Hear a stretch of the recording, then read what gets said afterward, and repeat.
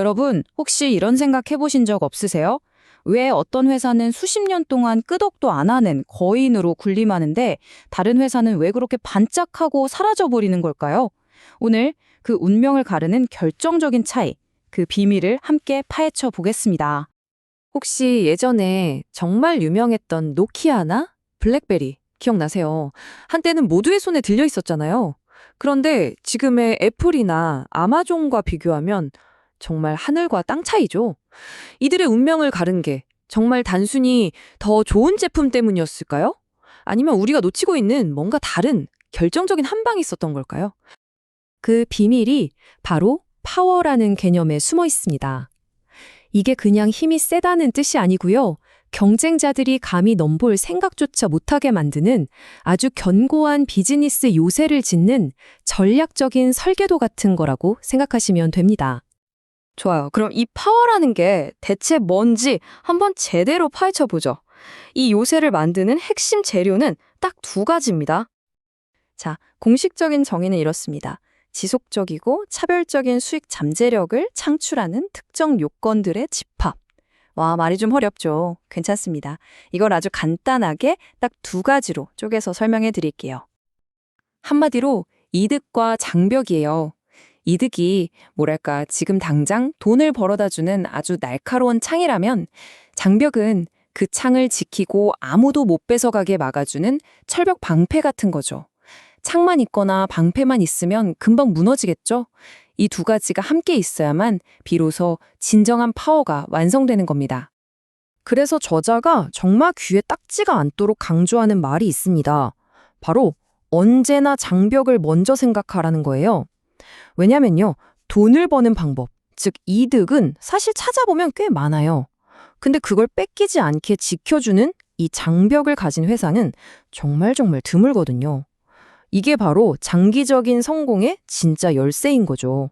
그렇다면 이 강력한 비즈니스 요새, 이 장벽은 도대체 어떻게 만드는 걸까요? 저자는 우리에게 7가지의 서로 다른 전략, 일종의 설계도를 보여줍니다. 자, 화면에 보이는 바로 이 7가지입니다. 하나씩 살펴볼까요? 먼저 아마존처럼 어마어마한 물량으로 원가를 확 낮춰버리는 규모의 경제가 있고요. 페이스북도 그렇죠. 사용자가 많아질수록 가치가 폭발하는 네트워크 경제. 아, 그리고 이건 정말 재밌는데 넷플릭스가 케이블 TV를 무너뜨린 바로 그 전략 카운터 포지셔닝도 있습니다. 또 우리 애플 생태계 한번 들어가면 못 나오잖아요. 바로 그게 전환 비용이고요. 코카콜라 하면 딱 떠오르는 이미지, 브랜딩의 힘이죠.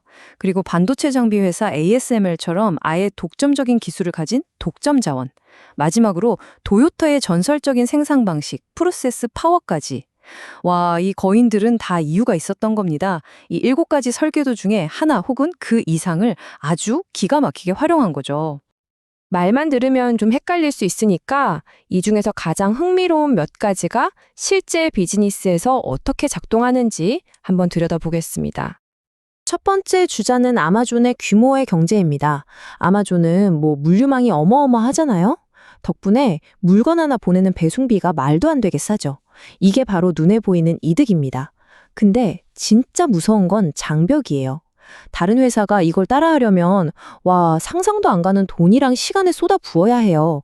그러니까 아예 저건 우리가 할 게 아니다 하고 포기하게 만드는 거죠. 이게 바로 진짜 장벽입니다.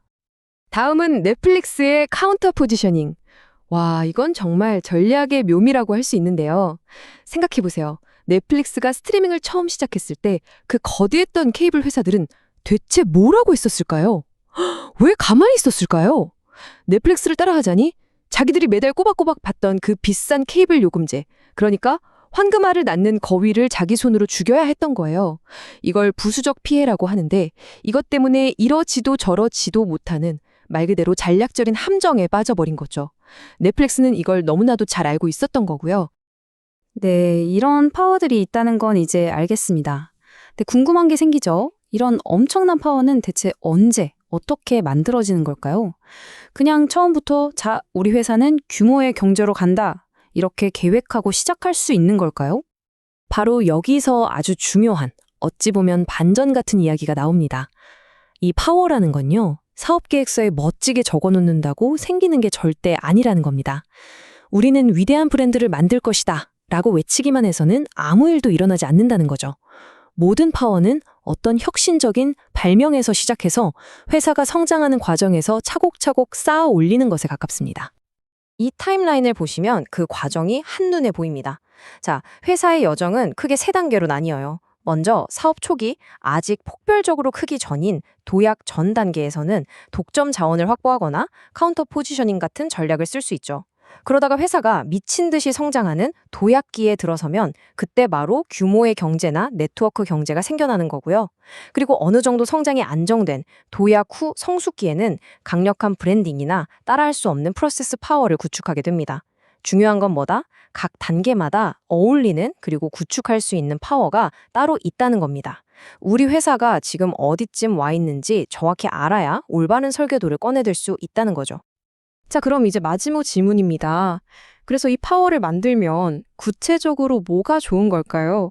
그리고 이 복잡해 보이는 개념이 지금 이걸 보고 계신 여러분과 도대체 무슨 상관이 있을까요? 가장 중요한 부분이니까 조금만 더 집중해 주세요. 진짜 무서운 회사들은요, 이 파워를 하나만 갖지 않아요.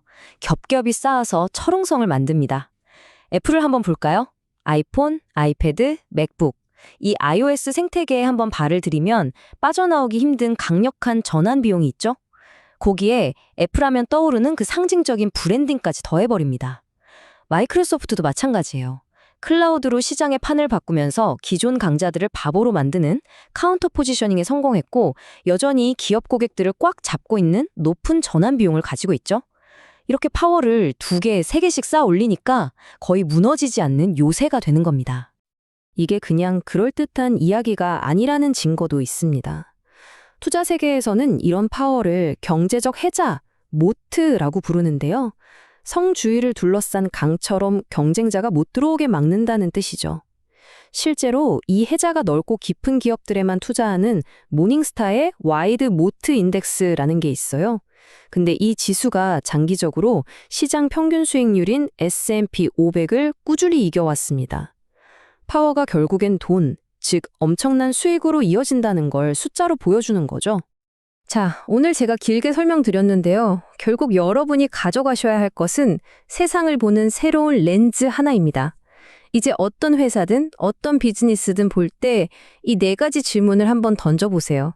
첫째, 단기 실적만 보지 말자. 둘째, 그래서 이 회사는 지금 뭘로 이기고 있지? 이게 바로 이득이고요.